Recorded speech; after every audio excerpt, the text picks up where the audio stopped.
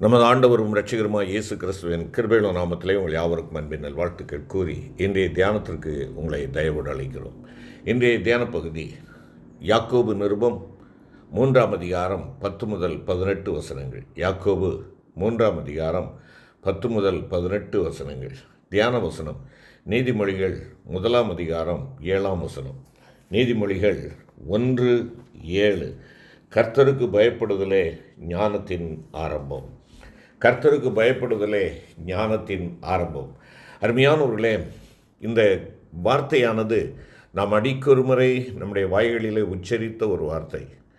குறிப்பாக பிள்ளைகள் அதிகமாக பரீட்சை எழுதுகிற பிள்ளைகள் ஞானத்தை தாரும் ஞானத்தை தாரும் என்று சொல்லி இந்த பரீட்சைக்கான அந்த நேரங்களிலே கதறி ஜெபிப்பதை நாம் பார்த்திருக்கிறோம். இந்த வார்த்தை கர்த்தருக்கு பயப்படுதல் என்றால் என்ன என்று சொல்லி நாம் பார்ப்போம் என்றால், இது ஒரு தத்துவம் அல்ல. It's not a philosophy. இது ஒரு தத்துவம் அல்ல, இது ஒரு ஊகமும் அல்ல, ஏதோ ஒரு ஊகத்திலே கிடைக்கிற ஒன்றும் அல்ல. இது தேவ பிள்ளைகள், தேவனுடைய வார்த்தைக்கு கீழ்ப்படுகிற தேவ பிள்ளைகள் தேவ சித்தத்தை நிறைவேற்றுவதை உள்ளடக்கிய ஒரு காரியமாகும். தேவ சித்தத்தை நிறைவேற்றுவதை தங்களுடைய வாழ்க்கையிலே உள்ளடக்கிய ஒரு காரியம்.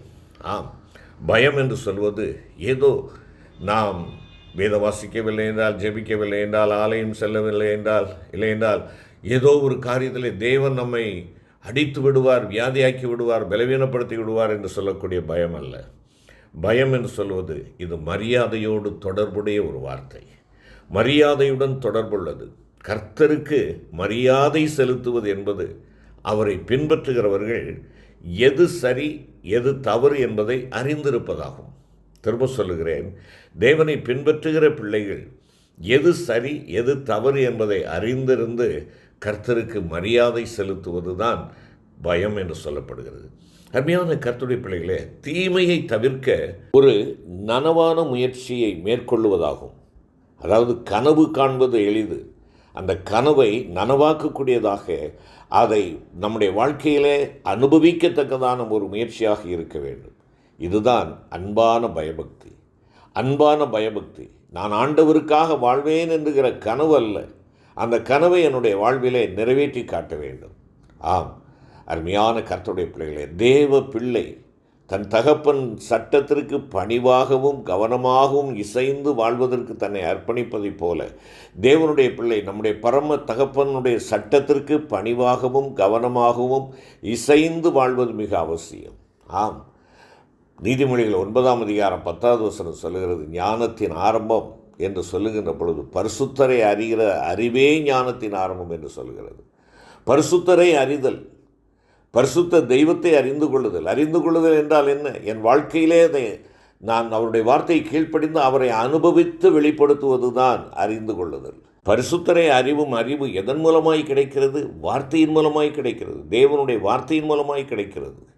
ஆக இந்த கர்த்தருக்கு பயப்படுகின்ற பயம் என்றால் அதனுடைய விளைவுகள் எல்லாம் என்ன என்பதை ஒரு சில நிமிடங்கள் தியானிப்போம். முதலாவதாக, கர்த்தருக்கு பயப்படும் பயம் பரிசுத்தத்திற்கு நேராக நம்மை உந்தி தள்ளுகிறது. Fear of God motivates us to holiness. நம்மை அவருடைய பரிசுத்தத்துக்கு நேராக வழி நடத்துகிறது. நீதிமொழிகள் 3ஆம் அதிகாரம் 7ஆம் வசனத்திலே ஆக்கியோன் சொல்லுகின்ற பொழுது தீமையை விட்டு விலகுவதே கர்த்தருக்கு பயப்படுகிற பயம் என்று சொல்லுகிறார்.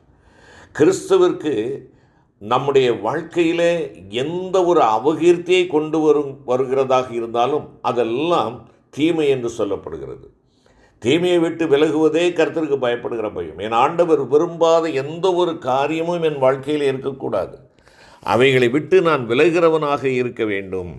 அருமையான கர்த்தருடைய பிள்ளையே, அனைத்தும் ஆண்டவருக்கு அபகீர்த்தியை கொண்டு வரக்கூடிய அனைத்தும் தீமை என்பதை அறிந்து நீங்களும் நானும் அவைகளுக்கு விலக வேண்டும். ஞானம் கொண்டு வருவது எதை கொண்டு வருகிறது? யாக்கோபின் நிருபம் 3ஆம் அதிகாரத்திலே நாம் பார்ப்போம் என்றால் அது பரிசுத்தத்தை கொண்டு வருகிறது என்று சொல்லப்படுகிறது.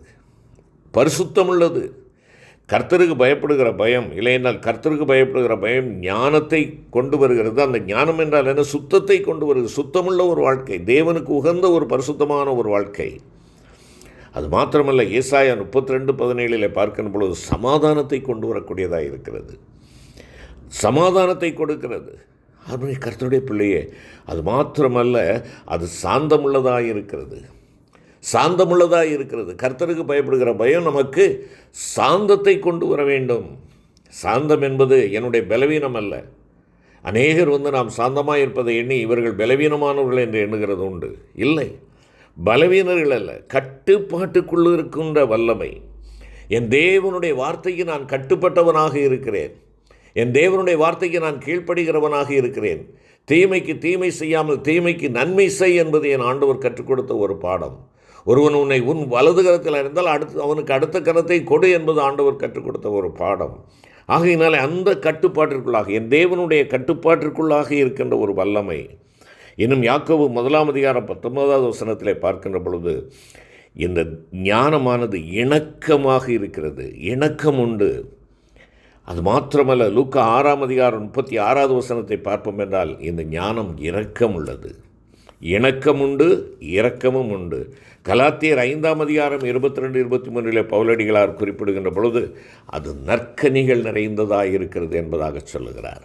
ஆம், அன்பு தேவ பிள்ளையே, கர்த்தருக்கு பயப்படுகின்ற பயம் பரிசுத்தத்திற்கு நேராக நம்மை உந்தி தள்ளுகிறது. அடுத்தபடியாக கர்த்தருக்கு பயப்படும் பயம் ஆயுசு நாட்களை பெருக பண்ணும் என்பதாக நாம் நீதிமொழிகள் 10:27 வாசிக்கிறோம். Fear of the Lord prolongs the life. 60-70% வியாதிகள் மக்களுக்கு பயத்தினால் வருகின்றன என்று மருத்துவர்கள் கணிக்கிறார்கள். அருமையான கர்த்தருடைய பிள்ளைகளே, ஆனால் கர்த்தருக்கு பயப்படுகிற பயம் நம்முடைய ஆயுசு நாட்களை பெருக பண்ணும். வியாதிகளை குறைத்து விடுகிறது, வேதனையை குறைத்து விடுகிறது, ஆயுசு நாட்களை பெருகச் செய்கிறது. ஆம், கர்த்தருக்கு பயப்படும் பயம் ஒழுக்கத்தை ஒருவனிலே உருவாக்குகிறது. ஒழுக்கக்கேடு உள்ளவன் பலவிதமான வியாதிகளுக்கு அகப்படுகிறவனாக இருக்கிறான். ஆனால் ஒழுக்கமுள்ள ஒருவன் அவன் தேவனுக்கு பயந்தவனாக இருக்கிறபடியினாலே, அந்த ஒழுக்கம் இருக்கிறபடியினாலே, அவனுடைய வாழ்விலே தேவன் விரும்புகிற பரிசுத்தம் இருக்கிறபடியினாலே அவனுடைய ஆயுசு நாட்கள் விருத்தியாகிறது. அவனுடைய குணநலன்களிலே அங்கே அன்பு காணப்படுகிறது. அவனுடைய சிந்தை கிறிஸ்துவின் சிந்தையாக இருக்கிறது. பொறுமை காணப்படுகிறது. மன்னிப்பின் தன்மை காணப்படுகிறது. தேவனுடைய குணாதிசயங்கள் அங்கே காணப்படுகின்றன. ஜெப வாழ்வு அங்கே உண்டாகிறது. பழக்க வழக்கங்கள் உண்டாகிறது. அவைகளிலே தேவனை வெளிப்படுத்துகிறவர்களாக இருக்கிறோம். என்னுடைய பழக்க வழக்கங்கள், நம்மை பார்க்கிறவர்கள் இவன் அதை செய்ய மாட்டான், இவன் இந்த காரியங்களுக்கு உடன்பட மாட்டான் என்று சொல்லக்கூடிய நற்சாட்சியை கொடுக்கிறது. உறவிலே அருமையான கர்த்தருடைய பிள்ளைகளே, ஏசாயா 40:29 அதைத்தான் பார்க்கிறோம். உறவிலே நாம் என்ன செய்கிறோம்? கர்த்தருக்கு பயப்படுகிற பயம் ஆயுசு நாட்களை பெருக பண்ணுகிறது. அந்த உறவு சரியாக இருக்கும் என்றால் சரியாக இருக்கும். அந்த உறவை சரிப்படுத்துவதற்கு பலனையும் சத்துவத்தையும் கொடுக்கிறவர் கர்த்தர் என்பதை ஏசாயா 40:29 சொல்லுகிறது. மற்றபடியாக பார்ப்போம் என்றால் கர்த்தருக்கு பயப்படுவதில் திட நம்பிக்கையை நமக்கு கொண்டு வருகிறது. It produces sense of security. நீதிமொழிகள் 14:26 அதைத்தான் சொல்லுகிறது. ஆம், அருமையான கர்த்தருடைய பிள்ளைகளை, இதைத்தான் நம்முடைய ஆண்டவராகிய கிறிஸ்து லூக்கா எழுதின சுவிசேஷம் 10:23-24 அங்கே ஆசீர்வதிக்கப்பட்ட நிலை என்பதாக சொல்லுகிறார். Reveals the blessed status of those who fear the Lord. அங்கே ஆண்டவருக்கு பயப்படுகிற பயத்தை உடையவர்களுக்கு ஆண்டவர் கொடுக்கின்ற சிலாக்கியங்களை பார்க்கிறோம். திட நம்பிக்கை. அவர்கள் ஆண்டவர் பார்ப்பதையே பார்க்கிறார்கள். தேவ இரக்கத்தை புரிந்து கொள்ளுகிறார்கள். ஞானம் என்பது உலகத்தின் பின்னால் செல்வதல்ல, அங்கு தேடி கண்டுபிடிப்பது இங்கு தேடி கண்டுபிடிப்பதல்ல. ஞானம் என்பது தேவனுக்கு பின்னால் செல்வது. தேவனிடத்தில் அன்பும் மனிதனிடத்தில் உண்மையான அன்பும் செலுத்துவது தான் தேவன் எதிர்பார்க்கின்ற ஞானம். ஆம், உன்னில் அன்பு கூர்ந்த கர்த்தர் பிறனில் நீ அன்பு கூற வேண்டும் என்று சொல்லி விரும்புகிறார். நான் ஆண்டவரிடத்தில் அன்பு கூறுகிறேன் என்று சொல்லி பிறனில் அன்பு செலுத்தாதவனாக இருப்பேன் என்றால் நான் உலகத்தின் பின்னால் செல்கிறவனாக இருக்கிறேன். என்னிலே உண்மையான தேவனுக்கு பயப்படுகின்ற ஒரு பயம் இல்லை. ஆம், ஆண்டவர் பார்ப்பதை நான் பார்க்கிறேன். ஆண்டவர் விரும்புகிறதை நான் செய்கிறேன். ஆண்டவருடைய சித்தத்திற்கு நான் அடிபடுகிறவனாக இருக்கிறேன். இதை நிறைவேற்றுவதற்கு என் ஆண்டவர் எனக்கு திட நம்பிக்கையை கொடுக்கிறார். திட நம்பிக்கையை கொடுக்கிறார். நிறைவாக நாம் பார்க்கின்ற பொழுது அருமையான கர்த்தருடைய பிள்ளைகளே, திருப்தியை கொடுக்கிறது. கர்த்தருக்கு பயப்படுகிற பயம் திருப்தியை கொடுக்கிறது. ஆம், 19:23 அதைத்தான் பார்க்கிறோம். It produces contentment life. நமக்கு வாழ்க்கையிலே ஒரு திருப்தியான ஒரு வாழ்வை கொடுக்கின்ற ஆண்டவருடைய வார்த்தைக்காக நாம் நன்றி செலுத்த வேண்டும். கர்த்தர் நம்மை திருப்திப்படுத்துகிறார்.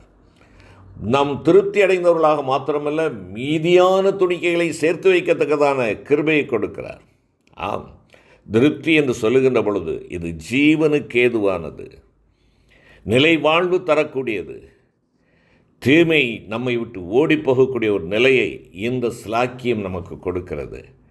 ஆம், அருமையான கர்த்தருடைய பிள்ளையே, கர்த்தருக்கு பயப்படுதல் நம்முடைய வாழ்க்கையிலே திருப்தியை கொடுக்கிறது. அந்த திருப்தி நம்மை தேவனுடைய மகிழ்ச்சியை நாம் மற்றவர்களுக்கு பகிர்ந்து கொடுக்கக்கூடிய ஒரு சூழ்நிலை காணப்படுகிறது. தீமை நம்மை விட்டு அகன்று போகக்கூடியதாக இருக்கிறது. ஆம், அருமையான தேவ பிள்ளையே, கேள், அவரிடத்திலே கேள், அவர் சித்தப்படி செய். நீ அவரிடத்திலே கேட்கின்ற பொழுது பெற்றுக்கொள்ளுவாய். 1 யோவான் 5:14 அதைத்தான் கூறுகிறது.